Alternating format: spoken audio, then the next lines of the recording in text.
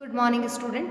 आज हम foreign exchange जो आपका टॉपिक चल रहा है उसके पार्ट 4 में आज हम लास्ट थ्योरी का डिस्कस कर रहे हैं। प्रीवियस वीडियो में हम लोगों ने मिंट पावर थ्योरी यानी टकसाल समता सिद्धांत और दूसरी थ्योरी परचेजिंग पावर थ्योरी यानी कि आपकी क्रय क्षमता सिद्धांत का स्टडी कर लिया था। और ये हमारी लास्ट थ्योरी है जिसे हम बहुत डिफरेंट नेम से इसे बोल सकते हैं, बैलेंस पेमेंट थ्योरी, इसे मॉडर्न थ्योरी, क्योंकि आज के टाइम में इसे अपनाया जाता है एक्सचेंज रेट डिटर्मिनेशंस करने के लिए, यानी भुगतान संतुलन सिद्धांत, आधुनिक सिद्धांत या एक्सपोर्ट पे फॉर इम्पोर्ट यानी कि निर्यात से आयात का भुगतान, यानी जो हम एक्सपोर्ट करते हैं उससे हम क्या कर सकते हैं, इम्पोर्ट का पेमेंट कर सकते हैं। The equilibrium theory of foreign exchange यानी विदेशी विनिमय संतुलन सिद्धांत के नाम से भी जानते हैं। तो इससे पहले हमने देखा कि पहले गोल्ड मेटेलिक के बेस पे एक्सचेंज रेट डिटर्मिनेशन होती थी जिसे हम मिंट पावर थ्योरी बोलते थे। फिर हमारा परचेजिंग पावर पैरिटी के अकॉर्डिंग हमने परचेजिंग पावर देखते थे कि इंटरनल एरिया में हम कितने में परचेज कर पा रहे हैं। और आज जो हम थ्योरी डिस्कस करेंगे वो डिमांड और सप्लाई पे बेस है। इस थ्योरी का ऑलरेडी हम लोग डिस्कस कर चुके हैं अपने एक्सचेंज रेट के पार्ट 1 में। फिर भी हम इसे एक बार डायग्राम और आपका रिवीजन कर देते हैं। देखिए, सबसे पहले बात करते हैं डिमांड की। फॉरेन एक्सचेंज रेट जो है हम कह सकते हैं डिमांड क्यों होती है, हमें फॉरेन या फॉरेक्स करेंसी की डिमांड क्यों होती है। तो सिंपल है कि हम लोग जब भी किसी देश से इंपोर्ट करेंगे गुड्स का या सर्विसेज का तो हमें डिमांड रहेगी, या अगर हम लोग कहीं विजिट जाते हैं, टूरिज्म्स पे जाते हैं तो हमें क्या रहेगा, तो डिमांड रहेगा उस कंट्री की जहाँ हम जा रहे हैं, ठीक है। और अगर हम किसी को गिफ्ट पे कर रहे हैं, अगर आप वन साइडेड कर रहे हैं तो आपको डिमांड हो सकता है, और अगर आप परचेज कर रहे हैं असेट्स फॉरेन कंट्रीज़ में तो आपको डिमांड हो सकती है। तो हमें फॉरेन करेंसी की डिमांड है वो बहुत से ऐसे ऑब्जेक्ट से हो सकती है। तो चलिए इसे एक डायग्राम के थ्रू से देखते हैं। ओ एक्स पे मैंने आपकी फॉरेन एक्सचेंज जो है उसकी डिमांड को बताया है, फॉरेन विदेशी विनिमय रुपए की मांग, ठीक है। ओ वाई पे मैंने फॉरेन एक्सचेंज रेट को बताया है। आप जानते हैं कि फॉरेन एक्सचेंज रेट में और डिमांड में ऑपोजिट रिलेशंस होता है, इसीलिए जो डिमांड कर है वो क्या है, नेगेटिव स्लोप में है। तो फॉरेन एक्सचेंज रेट है वो जैसे डाउन होती है यानी कम होती है तो आप देखते हैं रुपए की जो डिमांड होगी वो बढ़ जाएगी, और जैसे ही फॉरेन एक्सचेंज रेट अप होती है यानी बढ़ती है तो डिमांड जो होती है रुपीज़ की वो क्या हो जाएगी, कम हो जाएगी, ठीक है। देखिए जैसे फॉर एग्जांपल यहाँ हम एक मिड पॉइंट बनाते हैं 8 पे, यानी 8 अगर एक्सचेंज रेट है तो इस पे देखिए यानी कि 8 रुपये अगर $1 के लिए है, ठीक है। तो यहाँ पे ये y है, ठीक है। तो इतनी मात्रा की मांग है यानी कि ओ वाई की आप डिमांड कर रहे हैं। जैसे ही फॉरेन एक्सचेंज रेट है वो अप होती हैं, ज़्यादा होती हैं, तो आप देखते हैं कि जो डिमांड है वो कम हो जाती है, यानी कि ओ वाई से क्या हो रही है, डिमांड कम हो रही है, ओ वाई टू पे शिफ्ट हो रही है। पहले तो हम डिमांड कितनी कर रहे थे, ओ से लेकर वाई तक की डिमांड कर रहे थे, लेकिन जैसे ही फॉरेन एक्सचेंज रेट अप होती हैं तो हम यहाँ पे जो डिमांड है वो क्या कर देंगे, कम कर देंगे, यानी वाई से कम होकर ये कहाँ आ जाएगी, वाई टू पे आ जाएगी। तो हम सिर्फ इतनी डिमांड कर रहे हैं जो 6 रुपये कह सकते हैं, 6 रुपीज़ इज इक्वल टू $1 पे। बात करते हैं कि अगर आपकी फॉरेन एक्सचेंज रेट है वो आपकी डाउन हो जाती है यानी कम हो जाती है, तो आप देखते हैं कि जो डिमांड होगी वो बढ़ जाएगी, यानी फॉरेन एक्सचेंज रेट है वो डाउन होने पर तो आपकी फॉरेन एक्सचेंज समझ लीजिए कि ये आपके यहाँ आ गई, जैसे कि हम मानते हैं R1 पे आ गई, ठीक है। तो यहाँ पे हम देखेंगे कि अब हमारी जो डिमांड है वो Y से कहाँ शिफ्ट हो रही है, Y1 पे शिफ्ट हो रही है, यानी कि अब हमें कितना मिल रहा है, $1 के लिए हम कितना कह सकते हैं, 10 रुपये के अकॉर्डिंग। तो ये बात है कि जो मेन चीज़ क्या है कि इसमें फॉरेन एक्सचेंज रेट में और डिमांड में क्या होता है, नेगेटिव रिलेशंस होता है।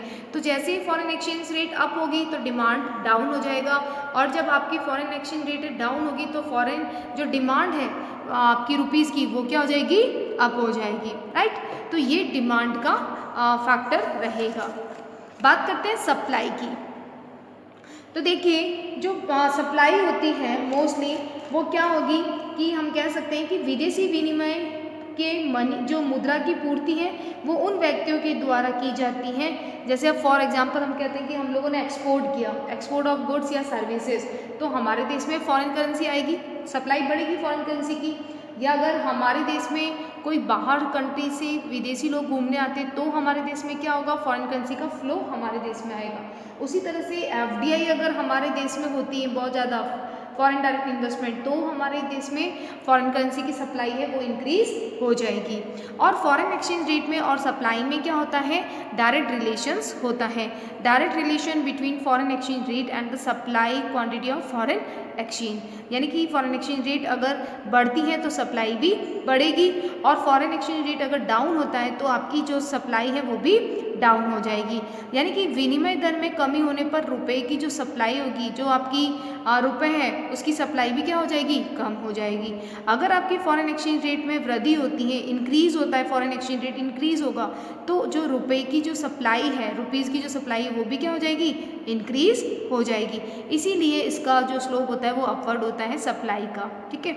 यानी फॉरेन एक्सचेंज रेट अप हो रही है तो आप देखते हैं कि सप्लाई भी क्या हो रही है, वाई से Y1 शिफ्ट हो रही है, ठीक है।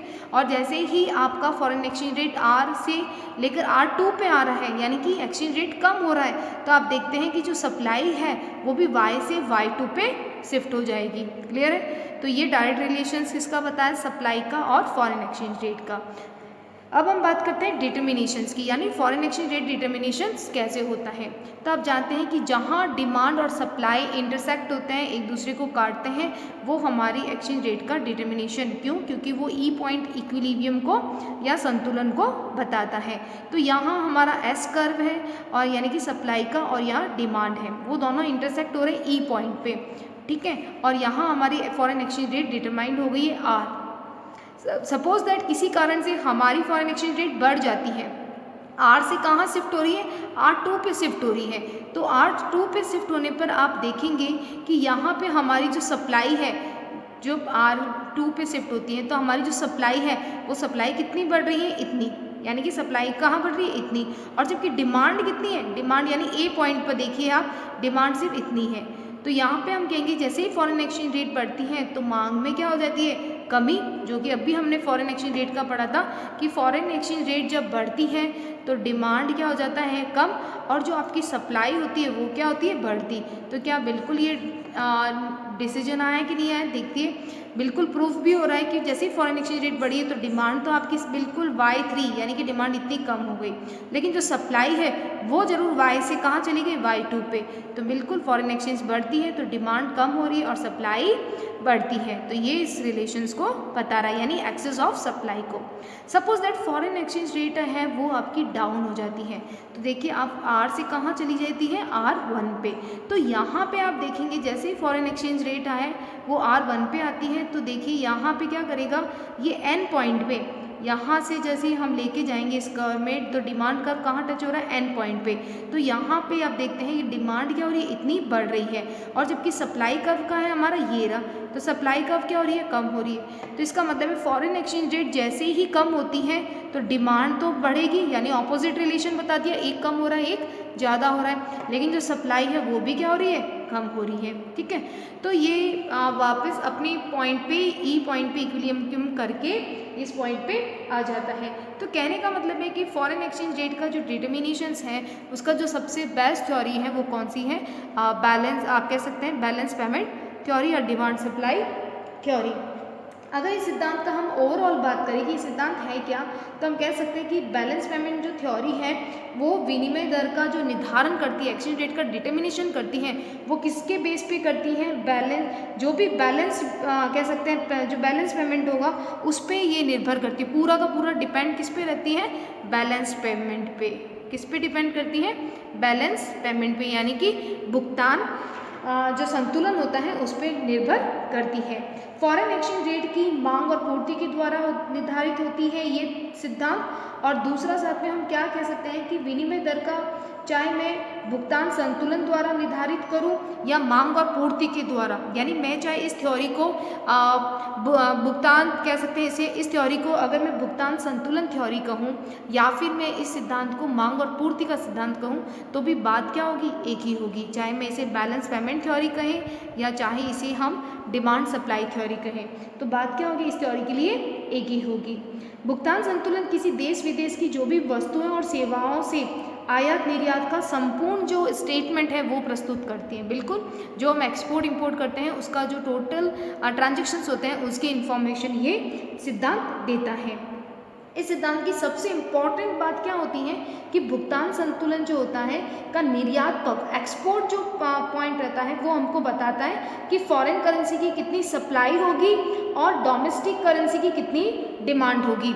यानी कि ये सिद्धांत जो है वो हमें क्या बता रहा है कि अगर हम एक्सपोर्ट की बात करें तो आप देखिए एक्सपोर्ट से हमें क्या पता चलता है कि फॉरेन आपकी कह सकते हैं कि फॉरेन एक्सचेंज की जो मुद्रा रहती है या मनी रहती है उसकी सप्लाई कितनी होगी, यानी आप कितना एक्सपोर्ट करोगे तो आपके देश में फॉरेन करेंसी आएगी। दूसरा ये बता रहा है कि आपका जो डोमेस्टिक करेंसी होगी, डोमेस्टिक करेंसी, उस करेंसी का या डोमेस्टिक मनी है उसकी आप कह सकते हैं कि मांग कितनी होगी या डिमांड कितनी होगी।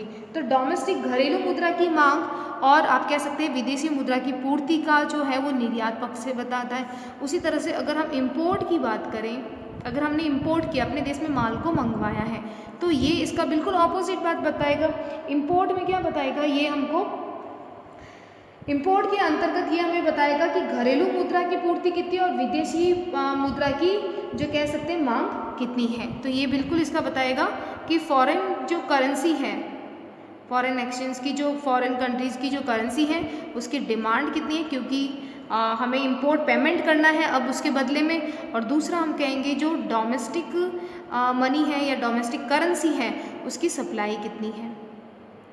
ठीक है, तो ये दो इम्पॉर्टेंट, सबसे इम्पॉर्टेंट इस थ्योरी का कंसेप्ट है कि ये एक्सपोर्ट व्यू से हमको बताता है कि आपके देश में फॉरेन करेंसी की सप्लाई कितनी होगी, और दूसरा हमारे साथ में हमारे डोमेस्टिक एरिया की जो करेंसी है रुपीज़ है उसकी डिमांड कितनी होगी, ये एक्सपोर्ट के पॉइंट ऑफ व्यू से।